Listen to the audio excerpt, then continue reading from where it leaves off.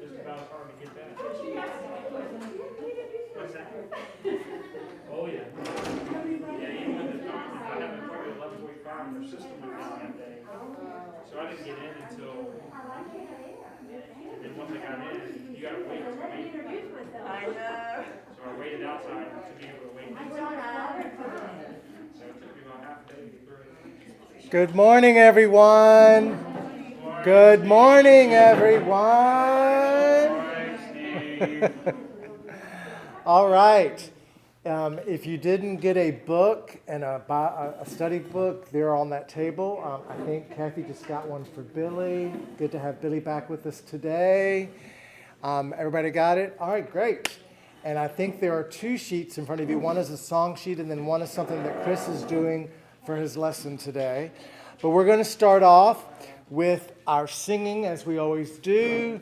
So let's going to start off with When We Walk with the Lord, Trust and Obey. And let's give a round of applause to our piano player, Miss Louise. We're still clapping until she gets to the piano, all right. By the way, we had 109 views when Louise and I led the hymn night for game night. We had 109 people watching that night. So good job, Louise. Good job. Good job. I sing along some of them, but I didn't remember. That's okay. All right. We're going to sing When We Walk with the Lord. So sing as loud as you can.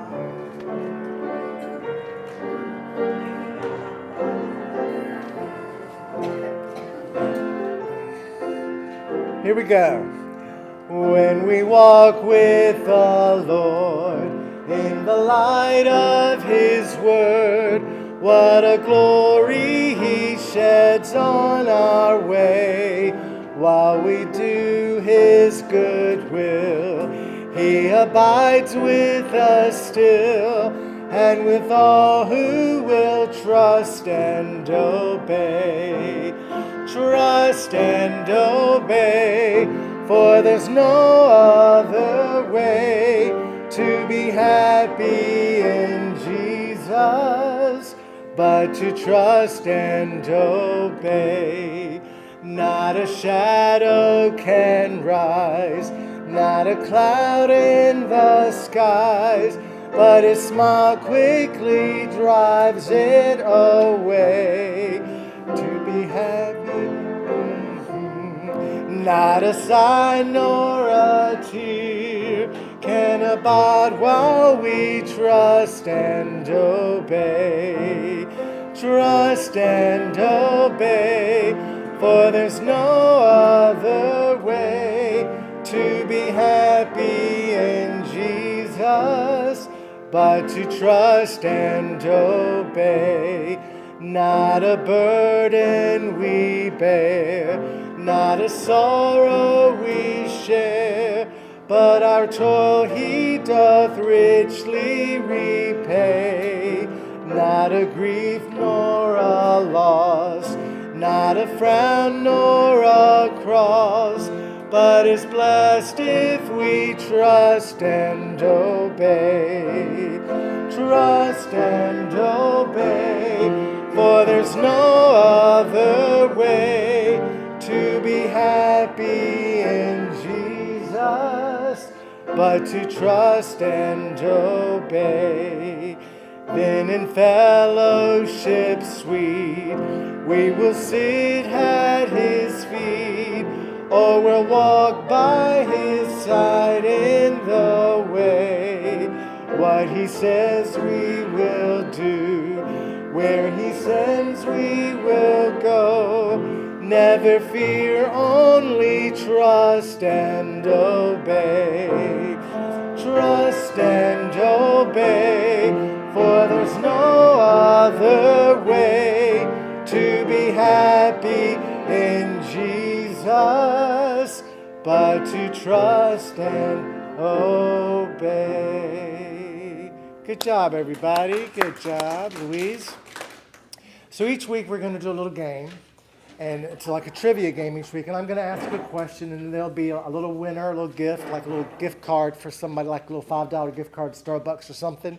And today, the question is this. There's an instrument that Chris played when he was much younger, and I beg him to play it all the time.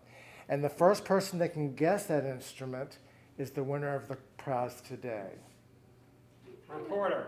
Everybody played the recorder. Linda? He looks like a trumpet kind of guy. Do I? He looks like a trumpet kind of guy. Nope. Violin. Not. He plays guitar. He still plays the guitar. So any? Is it like a band instrument? Uh-huh. Marching band? Yeah, I say saxophone. What? Saxophone. Saxophone. Yes. And if we all clap loud enough, he'll play it one day for us again. Because somewhere along the line you said that, and then I thought of Bill Clinton because he played the saxophone. Yeah, he's very much like Bill Clinton. Very good. Anything like Bill Clinton. All right. So you win the prize, Debbie, and we'll do different trivia questions like that each week. So I'll give you your gift card. But before Chris comes and speaks to us, our woman of jokes and inspiration, Miss Donna Watts. All right, Donna. Well, you know, I've picked on the old folks. I've told some blonde jokes. I've told things about husbands and wives. And so this is going to be a story about a child that had to write a book report on the entire Bible. And these are his words, not mine. In the beginning, which occurred near the start, there was nothing but God, darkness and some gas. The Bible said, Lord, the God is one, but I think he must have been older than that. Anyway, God said, give me light, and someone did it. Then God made the world. He split the atom and made Eve. Adam and Eve were naked, but they weren't embarrassed because mirrors hadn't been invented yet. Adam and Eve disobeyed God by eating one bad apple, so they were driven from the garden. Not sure how they were driven, since they didn't have cars back then. Adam and Eve had a son, Cain, who hated his brother as long as he was able. Pretty soon, all the early people died off, except for Methos, that's how he spelled it, who lived to be like 1 million or something. One of the next important people was Noah, who was a good guy, but one of his kids were kind of a ham. Noah built a large boat and put his family and some animals on it. He asked some other people to join him, but they said they would just have to take a rain check. After Noah came Abraham, Isaac, and Jacob. Jacob was more famous than his brothers, Esau, because Esau sold Jacob his birthmark, exchanged for some pot roast. Jacob had a son named Joseph who wore a really loud sports coat. Another important Bible guy is Moses. His real name was Charleston Heston. Moses led the Israelites out of Egypt and away from the evil Pharaoh after God sent 10 plagues on Pharaoh's people. These plagues included frogs, mice, lice, bowls, and no cable. God fed the Israelites every day with manicotti. Then he gave them his 10 commandments. This is included: don't lie, cheat, smoke, dance, or covet your neighbor's stuff. And oh yeah, just thought of one more: humor your father and your mother. One of Moses' best helpers was Joshua, who was the first Bible guy to use spies. Joshua fought for the Battle of Jericho, and the fence fell over the town. After Joseph came David. He got to be king for killing a giant with a slingshot. He had a son named Solomon who had about 300 wives and 500 porcupines. My teacher said he was wise, but that doesn't sound very wise to me. After Solomon, there was a bunch of major league prophets. One of these was Jonah, who was swallowed by a big whale and then barfed it up on the shore. There were also some minor league prophets, but I guess we don't have to worry about them. After the Old Testament came the New Testament. Jesus is the star of the New Testament. He was born in Bethlehem in a barn. I wished I had been born in a barn too, because my mom's always saying, close the door. Were you born? in a barn? It would be nice to say, as a matter of fact, I was.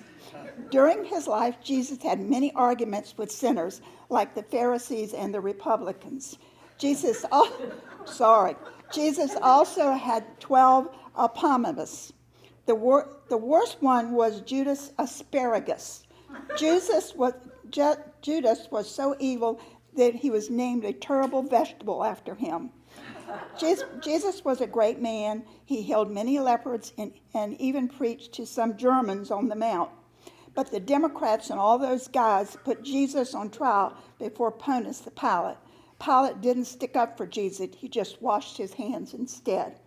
Anyway, Jesus died for our sins, then came back to life again. He went up to heaven, but will be back at the end of the aluminum. He returned to foretold in the book of Revolution. That's it. And that's just something a child wrote. And then this is just another little thing from Property Laws of a Toddler, which you may have heard this already. If I like it, it's mine. If it's in my hand, it's mine. If you take it from me, it's mine. If I had it for a little while ago, it's mine. It is mine if it should never appear to be yours in any way. If I am building or doing something, all the pieces are mine. If it looks just like mine, it's mine. If I saw it first, it's mine. If you're playing with something and you put it down, it automatically becomes mine. If it is broken, it's yours.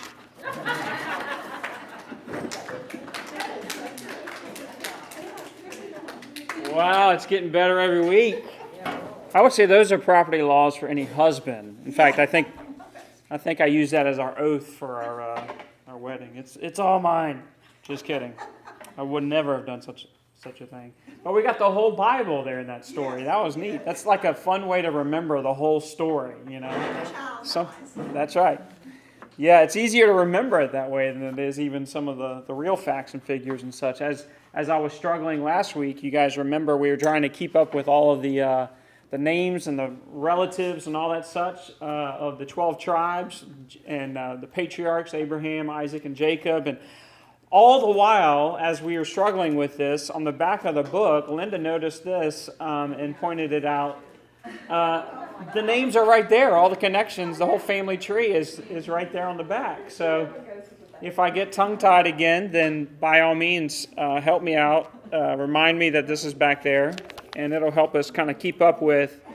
I joked about, if you have that many girlfriends, it's hard to keep up with them all, and so that's what happened there with the Zilpah and Bilhah and Rachel and Leah. But that is a good reference, so thanks for pointing that out, Linda. And as Steve had mentioned, yes, I was a band geek in high school, and ironically, we joked about Bill Clinton being the memory peg because he played tenor sax as well. I actually, in high school, marched in his inauguration parade. Yeah, in D.C. There's actually a couple of news clips from it that are floating around on Facebook this was back in, I guess it would be 94, 93, something like that. And it was quite an experience. It was freezing cold, and we'd been doing, this is a marching band, and our band, Denby High School, was one of the biggest in the whole area, even in the whole state. We had over 200 people in the band, and we all had these red Patriot uniforms, so they call us the Big Red Band, and so we've been doing parades and things like that, but this is by far the biggest event that we'd ever been to, and biggest parade. And even at the normal Denby Day parade, you'd have to wait for like 30 minutes before things got started. Well, at an inauguration, we were out there waiting for a couple hours in the freezing cold, and you can't go anywhere. You're just kind of standing there. So it felt like New Year's Eve at New York or something. And then we finally got to marching and realized that we were marching behind a whole thing of horses. There was I don't even know what the horses were about, but there was a lot of them. And you're in a marching band. You can't avoid steps as you march in a marching band. You got to keep in step. So that was quite an experience for us. But I did enjoy playing that, and it's been a while since I've played instrument. I played it in college a lot, so that's how Steve found out about it. But it's hard to use that much in a church setting. I was a worship leader at a church for a while, and guitar and singing is pretty much the way you'll do that. It's hard to lead worship with a saxophone. You'll start playing a few notes and then singing a couple of notes. It is well, doot doot doot, with my soul, doot doot doot. So. You play and we sing. Yeah, maybe we'll do that. But it's been a while, and I still have the instrument. It's been buried for so long. I don't even know if the thing works that much anymore. It would have to have a tune-up, pun intended. So here we are. I'm going to leave the jokes to Ms. Donna from now on. Tune-up, saxophone, tune. Okay, never mind. Here we go. What I want us to do before we get into, part 2 of Days of Our Lives here with Joseph and his crazy up and down life, is I want us to just take some time and take as much time as we need. I don't have a whole lot of lesson content here, so I'd like for us to take as much time as we need for this exercise. You have in front of you these sheets that say my timeline testimony. This is a great way just a device you can use to look back and reflect on your life, the highs and lows, the ups and downs of life. And so we have Sharpies that are available to you. And what I'd like for you to do is, if you think about your life in those sections, you've got like 20-year sections there.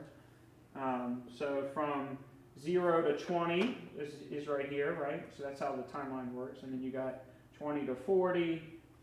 And you have 40 to 60, and some of you are like, I'm done there.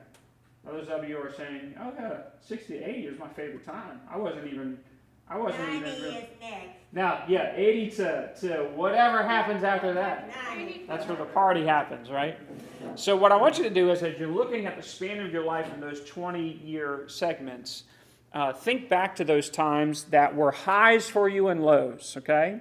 And if you feel comfortable, you don't have to share with everybody unless you feel comfortable doing so. But write down on there, for instance, like met husband, at 24 or something. So you would put, hopefully that's a high. Got married, right? 46. Got married, and then difficult times as well. You can put those in as struggles that you've gone through, as lows, times where you question, is God here in the midst of the circumstance that I'm in? Maybe you struggled with sickness or something to that end. I know for me, in my early 30s, I've talked about this a few times, just about in the span of a week, basically lost everything. Lost family, house, jobs, and it always be cut. Well, there's lots of reasons and factors that go into it. It's not a singular reason, but Crystal decided to leave and sign a lease on a townhouse. That was a way to make sure you're gone. When you make it a legal document, like you're responsible for this other place. And so we were separated, and one of the huge factors was at that time I was working 3.5 jobs, basically. I was doing worship leading at the church where I was at. I was also teaching at MacU.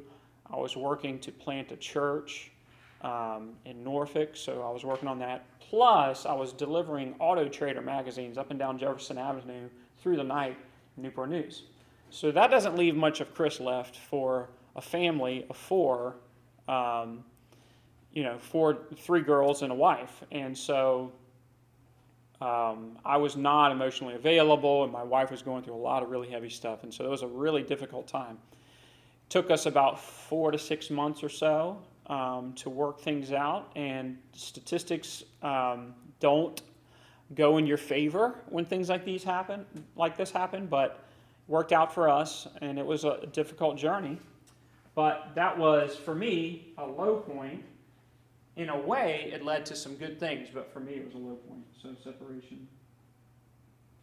So that's the kind of stuff I want you to think about. So go through the span of life and just mark those things down, and we'll give you some time to do that. I'll stop talking for a little bit so you have the time to do that. And if you're watching from home, then it's a pretty simple exercise that maybe you will be able to do from home just by drawing the line and the years there on the line.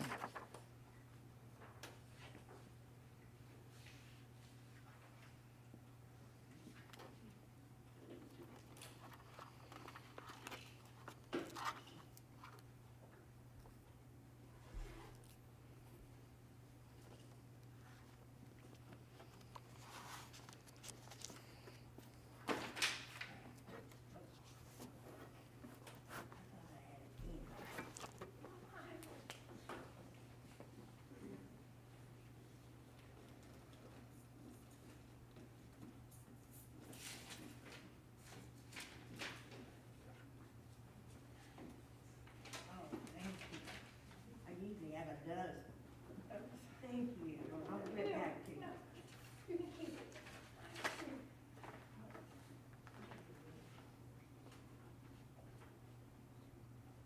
So the 20s is your age, is that Yes. it? Yeah. So from 20 to 40, that would be your years between the Yeah. age of 20 and 40. So 30's in there between. So 30 is right in the middle.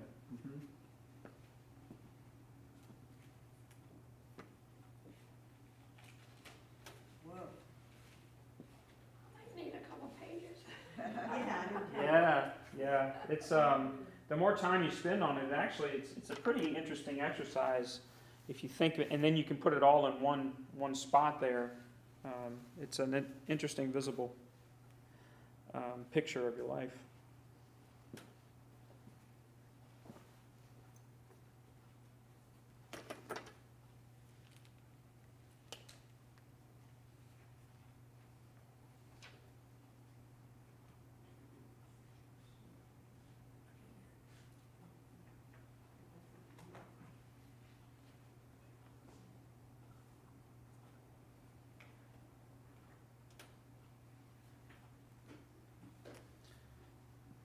Another interesting thing about it too is there'll be some things that you'll think back on and you'll think, was this a positive or a negative? I'm not sure. It's a little of both, you know. So you might want to put that right in the middle.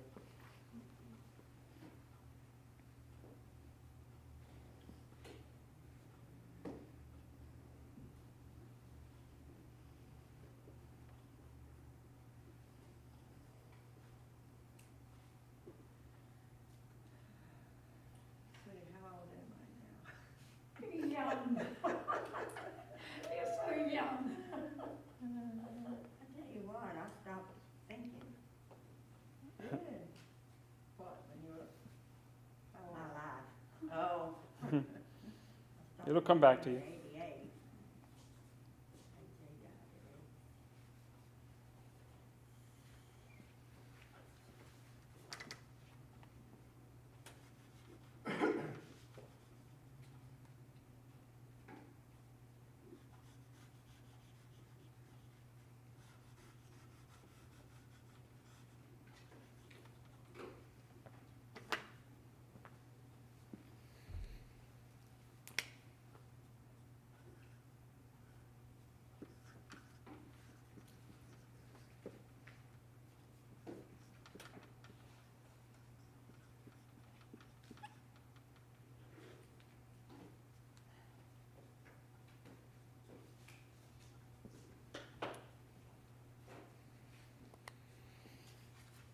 So you can keep adding some things, but I'm curious to hear what are some highs or some lows that that you are remembering that you feel comfortable just sharing with us. Linda. Bought my first house by myself when I was 35, still in it, paid it off. Wow. The house you're living in now. Yes. Wow, you Before bought I that. met Thomas, before I met Thomas, I bought my house and I worked, Yeah. Worked 3 jobs at one time too. Right. Single mom of 2. Whew. And married Thomas in 1990. Huh. Bought my house. So what you're saying is you are Thomas's sugar mama. I think so. That's good. Or Thomas actually- married up. Or actually cougar. I won't even go there. We're gonna have to censor that for YouTube. That's No, great. he looks older. Yeah, that's funny. My mom was single with me most of my young child. Well, actually, first 8 years of my life, and and she is. I shouldn't be putting this out there, but she's older than my dad, like that as well, in very much that same way. Yeah. Made things happen, got a job, And it was meant to be. I really can look back and see and that was the plan, because that wasn't in my plans. When Right. I first got married at 18, it was for life. That was it. yeah, Little did I know. wow, That was yeah, it. Thomas gets hit with a shrapnel and of course. landed in my ICU, and there you go. There you have it. 31 years later. Yeah, Um, it's quite a twist. Anybody else? Yeah. Well, of course, I think the lowest point, I mean, like you said, some are on the bottom and on the top. Of course, Violet's birth and her, we just found out, just a few hours after she was born about her heart being damaged.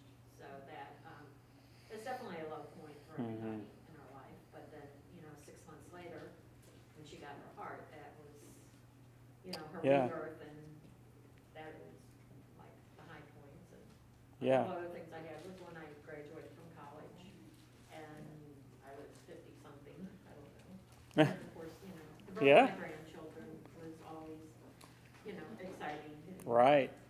high points. And then my separation and divorce was, Difficult.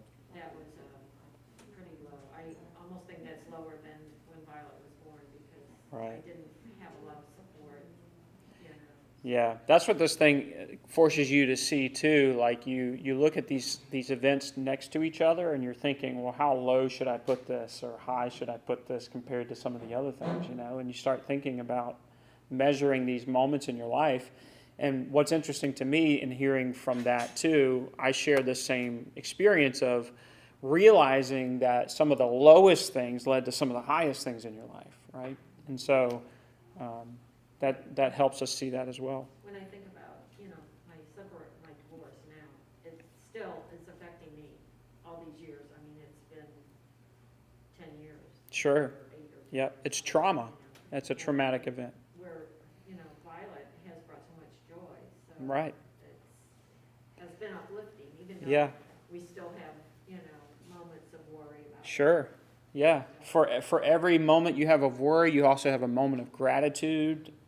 Just to know that your worries have not been realized to this point, and so every day is a gift. Those are all things that I think you can compare. The reality that it's the shadow that proves the sunshine. It's the difficult things that sometimes cause us to appreciate the things that are good as well. Miss Billy. I was gonna say, we were in college, and I was pregnant, not dreaming that I was having twins. And we went to the delivery room, and the doctor said, "Has anybody told you that you have twins?" And I said, "Yeah, in my family." And the Yeah, you're not thinking about your twins. No, I meant right here. Wow. And I said, "You what?" And at that time, the little girl was born first. And Wow. he said, "She's going to be in charge." Yeah. And I said, "What else is happening?" He said, "Oh, I know what's happening now." And I had the little boy. Mhm. So here we were in college. I had a baby shower, and we had gotten a few clothes. But when I got home, you used to stay 10 days in the hospital. And when I got home, people just came and brought, we lived in the dorm because we were in college, and brought clothing and all like that. And that was really a great time Wonderful. for people to come. Yeah. And they even brought milk, because I weighed 100 pounds and didn't have any. Right. So, you just never know where the goodness is going to come from sometime. Yeah. After you've been on your knees and saying, "Lord, what are we going to do with these babies?" Yeah. So Miss Billy in college finds out she has twins, and how much notice did you have in that time? Was it while you were in labor, or was Yeah, it was in while you were in labor? Well, because we were in college, and they didn't take you like they used to. Well, one doctor had said one time, he said, "Boy, you're big to be so skinny." Uh-huh. And I said, "Well, maybe I'm having a big baby." Right. And that scared me to death. Yeah, it's wild because even in my generation, I don't think, I mean, there were ultrasounds, I believe, in place with my mom having me, but that's a recent thing, a fairly recent thing, and up until, yeah. And so up until, you're looking at maybe 25 years ago or so, 30 years ago, it's now become more of a common, like with Jillian, my grandchild, we could go to this place in the strip mall and pay him like $100 and get all these pictures from 3D ultrasound and stuff like that. Like it's a recreation now. So I can't imagine being in the situation in that time. I'm saying my youngest sons had twins, Ah, a boy and a girl. yeah.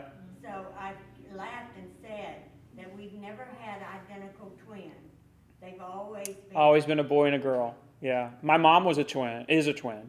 And they say it skips a generation. So I'm thinking one of my daughters will have, but I don't know how that works with guys, males, female, where the gene and all that stuff happens. Well, But we just lost our oldest twin, yeah, and yeah. he's with the Lord now. And those are the highs and lows that we're talking about. And I think when you shared about just knowing, you think you're coming in with one human and you end up with two humans. And like you said, everything from feeding to clothing and everything just doubled. And to see so many people, a tribe, come out and help in that crucial moment. Well, especially being in college, Right. you never had Yeah. much money. Exactly. But I had a lot of leftover, even diapers. Yeah, that's great. Yeah, you didn't have paper diapers then. Right, cloth diapers. It's funny, when Jill was born, she's 20 now. You know how it is when you're a first-time parent. You think you can do everything differently and better than anybody who's come before you. You know, I read all the books, I had all the theories, and then I had 3 girls and I had no theories, right? So I was going to do the cloth diapers because, of course, the throwaway diapers, they're expensive and they're hard on the planet, blah, blah, blah, and I'm going to wash all these things, and it took me like 2 days, and I was like, all right, let's go get the Pampers, So to have the option was nice, but in your case, it was not necessarily something that, Clotheslines full of diapers. yeah, that's something. They were frozen in the winter. Yeah. Oh, yeah, in wintertime, clotheslines are not as fun. Well, you had them run through your house. Well, we got a baby that complains about the cold wipes. I can't imagine a frozen diaper coming off the clothesline. Yeah, you shake off the ice. That's good.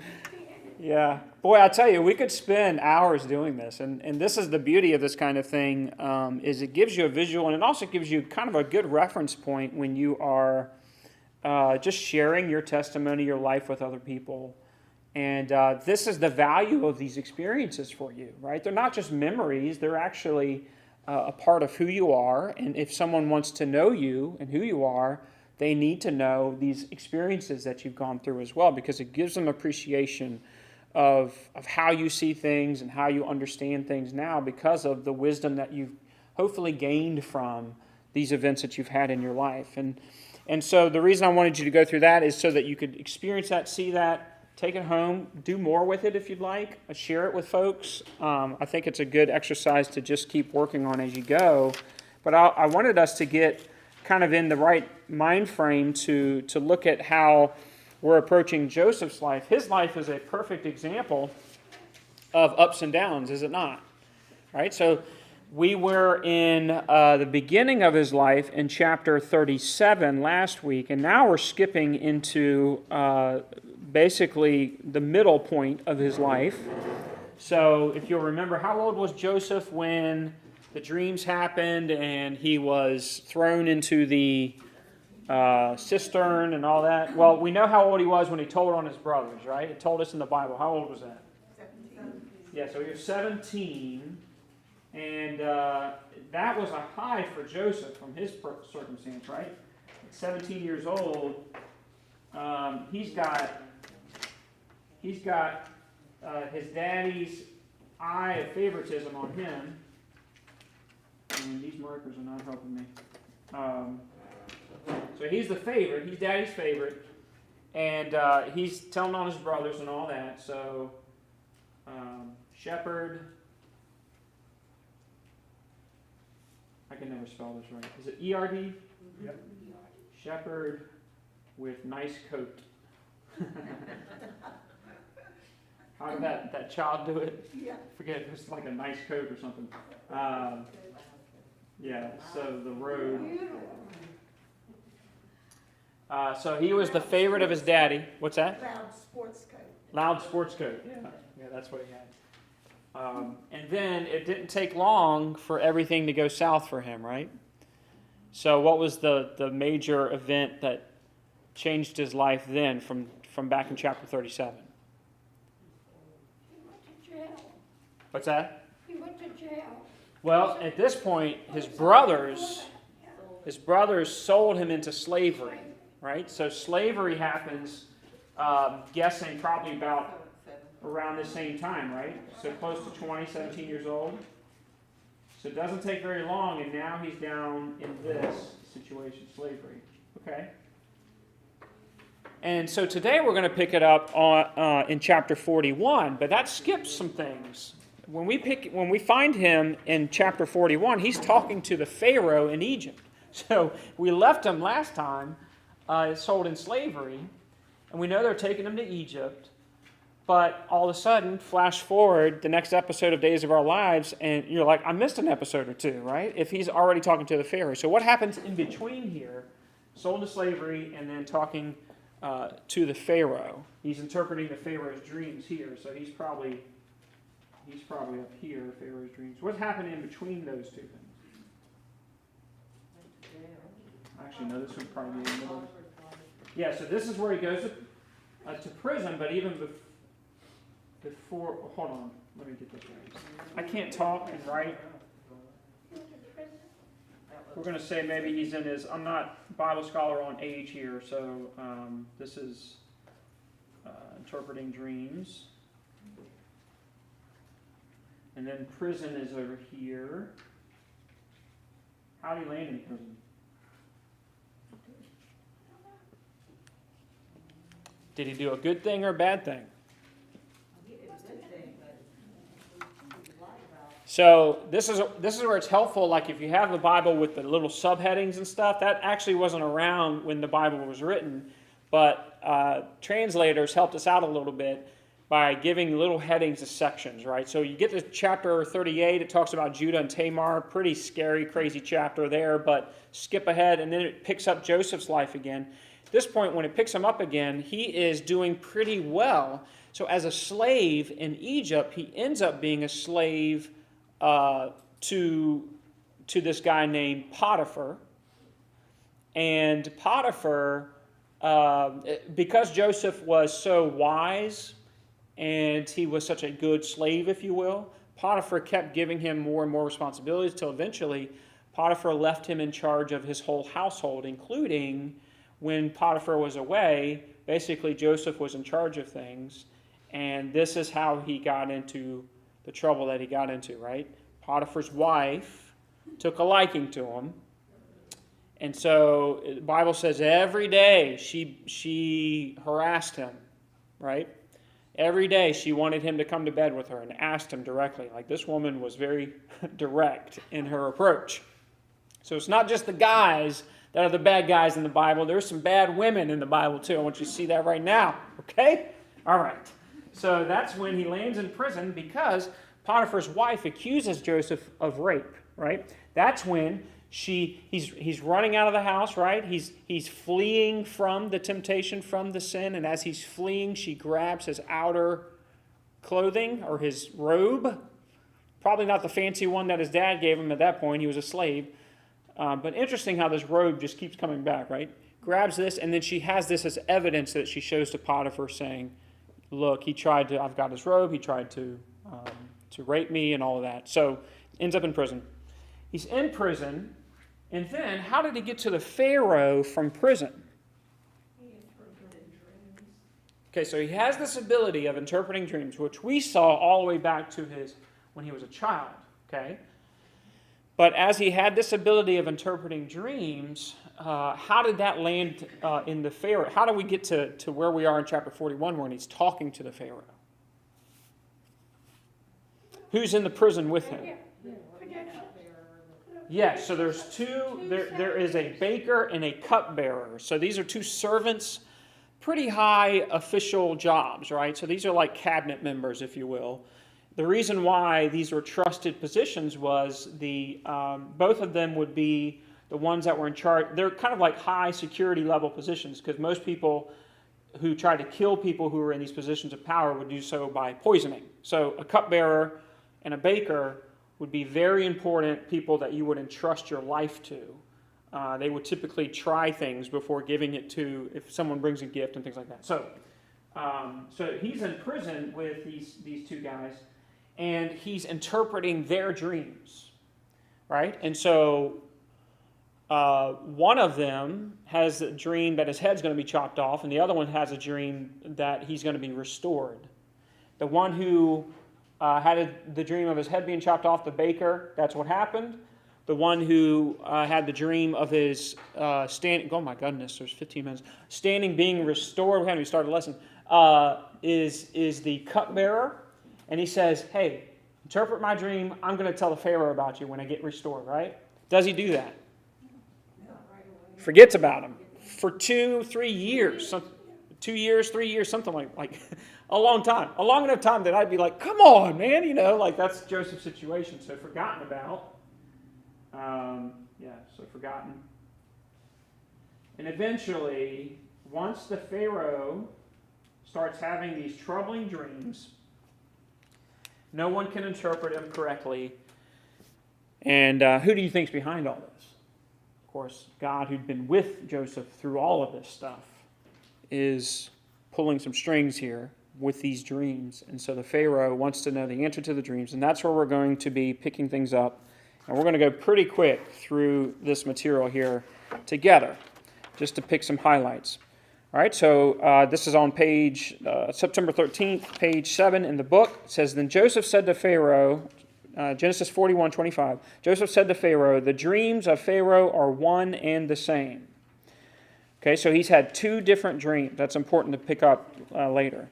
God has revealed to Pharaoh what he's about to do. It's important that you notice here the credit that Joseph is giving to God and not taking for himself. Because the first thing Pharaoh asked Joseph is, hey, I heard you got some skills when it comes to dream interpretation. I want you to tell me the answer to my dreams that nobody else can tell me. And how does Joseph respond? He doesn't say, no problem, I got this, like he probably would have said when he was 17 years old. Instead, what he says is, I have no ability. God has the ability, and he's given it to me. So he's continually giving credit to God. If you'll see over next to that verse in the reading there, it says, after Pharaoh recounted his dreams, the first words Joseph spoke tell us something of the heart of this faithful servant of the Lord. I cannot do it, but God will give Pharaoh the answer he desires.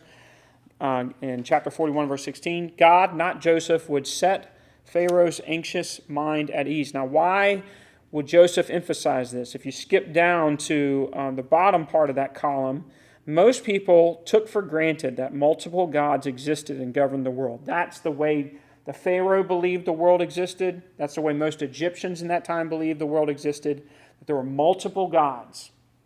And what they needed to understand is that there was one God. And so all the way back to the time of the plagues, and also even farther back to this time with Joseph, God is going after these false Egyptian gods. And he's doing it with the dreams through Pharaoh. He'll be doing it with the plagues later, with the Passover and all that. So Joseph held to a very different view of God, one consistent with what the Bible teaches. This knowledge about God's character and dominion left Joseph with no doubt that God, number one, had sent the dreams, number two, provided the interpretation, number three, would follow through on what the dreams had revealed. Joseph's God was not a fictitious Egyptian deity. The Lord would show himself able to carry out his will. So back to verse 26. The 7 good cows, now he's interpreting the dream.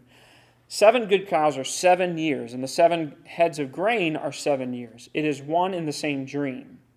So he's interpreting the two dreams together, and he's saying the 7 lean, ugly cows that came up afterward are 7 years, and so the 7 worthless heads of grain scorched by the east wind are 7 years of famine. It is just as I said to Pharaoh. God has shown Pharaoh what he is about to do. 7 years of great abundance are coming throughout the land of Egypt, but 7 years of famine will follow them. Then all the abundance in Egypt will be forgotten, and the famine will ravage the land. The abundance in the land will not be remembered because the famine that follows it will be so severe. The reason this dream was given to Pharaoh in 2 forms, so notice this, is that the matter has been firmly decided by God, and God will do it soon. Why did Pharaoh have 2 dreams? It wasn't because he wasn't paying attention to the first one, and so God had to capture his attention again. The reason that Joseph's giving for him to have those repeated dreams is really the reason we see for repetition in the Bible in the first place.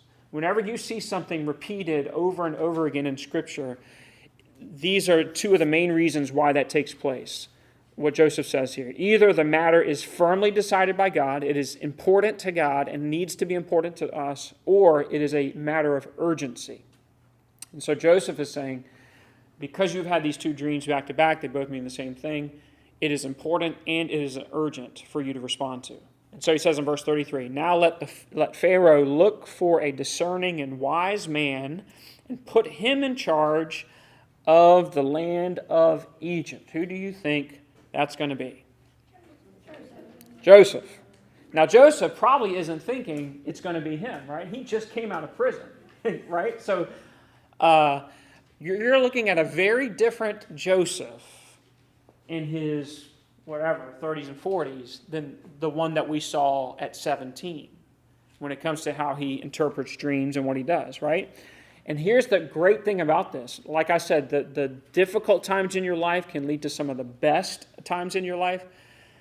The cause of Joseph's difficulty, the cause of his slavery, imprisonment, well, not his imprisonment, but his slavery especially, which led to his imprisonment, was this skill that he had of interpreting dreams.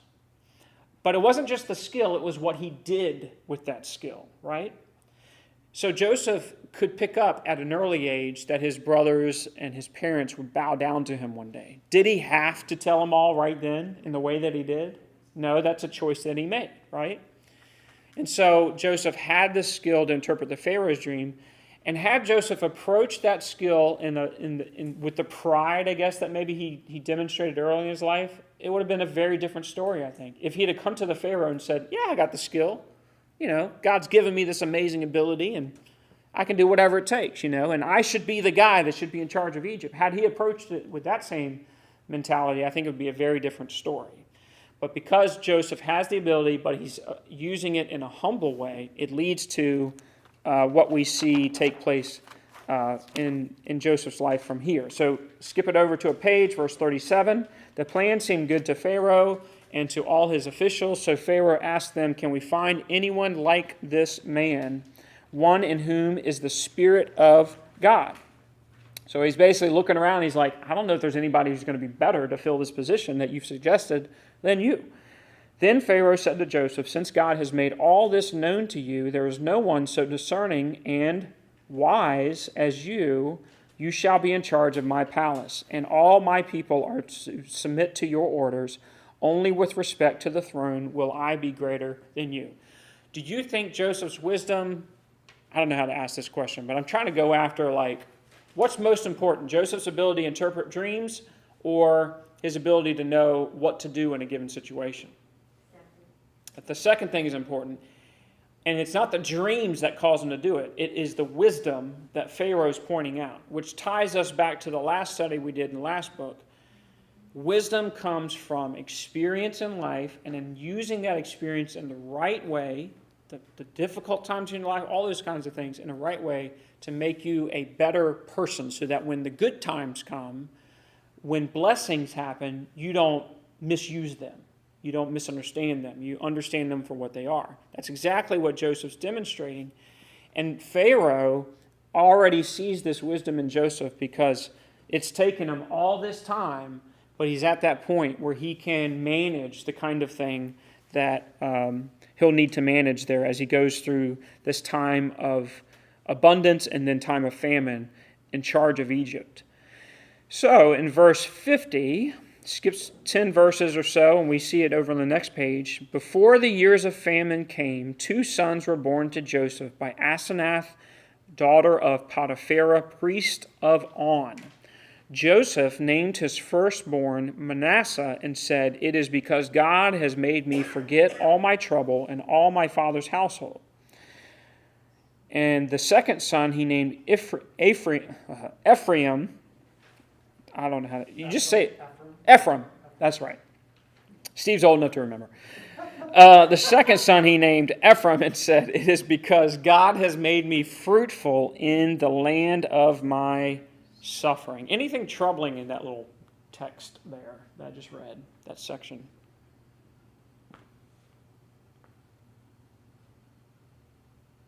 He marries a non-Hebrew woman. Yeah. He marries this Egyptian woman whose dad is a priest in a pagan religion. Like, that's not cool as far as I can tell from Old Testament scripture. That was one of the main no-nos, right? If you were a Hebrew, it's not that you couldn't express love and grace and all that towards outlying tribes and refugees and aliens in their time. But when it came to the tribe of Israel, God was very specific about not being corrupted by those in the land of Canaan, which is what these Egyptians are, Canaanites essentially. So, I don't know what to say about it, but he did it. And he, even though married this woman in this situation, he still held very tightly to his faith and his identity as a Hebrew. In fact, you can see that in the way that he named his sons. Those are Hebrew names. Okay? So, as far as we can tell, she did not lead him astray. But I would not use this as an example to say, you know what, no problem. The Bible doesn't say, we should be unequally yoked and things like that. No, this is an exception to a very important rule, I think, that we see throughout Scripture when it comes to someone of faith being connected with someone who has a different faith or no faith altogether. And then he says, God has made me, this is such a great sentence, God has made me fruitful in the land of my suffering. I mean, that's just poetic, right? Fruitful, and here's the thing about that. He says this before, he says this right before the famine comes, right? So he's talking about being fruitful. So here's what it says in the book here. I'll just go ahead and read from kind of almost up to the top of that column on the right. It says, Joseph's marriage to Asenath, daughter of a pagan priest, raises eyebrows. Her family was devoted to idolatry, and pagan wives had a way of introducing compromise into a husband's devotion to the Lord. Yet there is no suggestion that Asenath ever influenced Joseph toward idolatry. Joseph relied on the one true God only. Manasseh sounds like the Hebrew word meaning forget. God calls Joseph to forget the hard times that had characterized his life for years. In relation to his father's household, this probably means that Joseph no longer held any grudges or ill will toward his brothers, since he could begin to see those circumstances in a new light. So when you look at that and it says, because God has helped me to forget my father's household, that doesn't mean that he's forgotten these people, because you'll see when they come back into the scene on episode 3 of Days of Our Lives, he's very affected by their reappearing, right? He weeps openly several times about this, or actually quietly and then openly, about them reappearing. So he certainly hasn't forgotten them in terms of his care for them. But specifically, he's talking about he's been able to take that pain of that event and put it over here and see the value in the experience, right? Fruitful in the land of my suffering. So things that you wrote on the piece of paper, that there was probably a time in your life where you couldn't even write that on a piece of paper. You couldn't even talk about it. You couldn't think about it. But as years go on and you see there's wisdom that's come from it, there's blessing that's come from it, there's good things that have come from it, you can now go back and say, no, I can talk about this. I can boast in my weaknesses because Christ has made me strong even through the struggle. I've been fruitful in the land of my suffering. So that's where Joseph has come.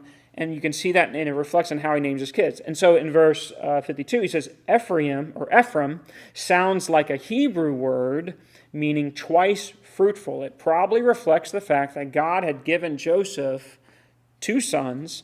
The name likely praised God for the blessing that Joseph was experiencing in Egypt, even before the time of famine.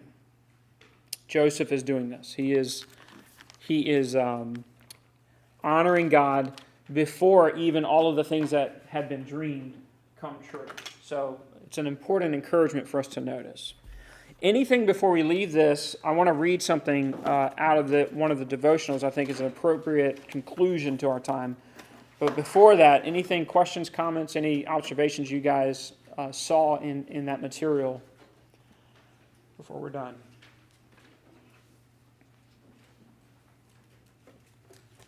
There's more to the story. We'll have another episode of Days of Our Lives. But on September 8th, in the devotional book, I thought this was a pretty interesting, I guess, bow to tie around the lesson for today.